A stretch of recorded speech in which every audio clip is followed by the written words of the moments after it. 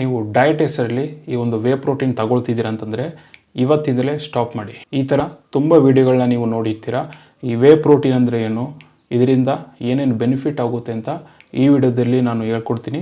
ಕಂಪ್ಲೀಟಾಗಿ ನೋಡಿ. ಈ ವೇ ಪ್ರೋಟೀನ್ ಬಂದು ಮಿಲ್ಕಲ್ಲಿ ತಯಾರಿಸಲ್ಪಡುವಂಥ ಒಂದು ಪ್ರಾಡಕ್ಟ್. ಯಾರು ಬೇಕಾದ್ರೂ ತಗೋಬೋದು.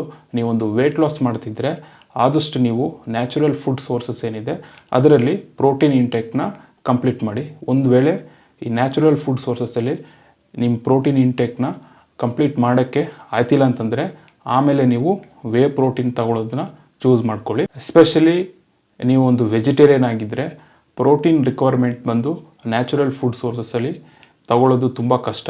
ಆದ್ದರಿಂದ ವೇ ಪ್ರೋಟೀನ್ ತಗೊಳ್ಳೋದು ಒಂದು ಗುಡ್ ಆಪ್ಷನ್ ಅಂತ ನಾನು ಹೇಳ್ತೀನಿ. ಒಂದು ವೇಳೆ ನೀವು ನಾನ್ ವೆಜಿಟೇರಿಯನ್ ಆಗಿದ್ದರೆ ಈ ವೇ ಪ್ರೋಟೀನ್ ತಗೊಳ್ಳುವಂಥದ್ದು ತುಂಬ ಅವಶ್ಯಕತೆ ಇಲ್ಲ ಅಂತ ನಾನು ಹೇಳ್ತೀನಿ. ಯಾಕೆಂದರೆ ನಿಮಗೆ ತುಂಬ ಆಪ್ಷನ್ ಸಿಗುತ್ತೆ ನಾನ್ ವೆಜಿಟೇರಿಯನಲ್ಲಿ.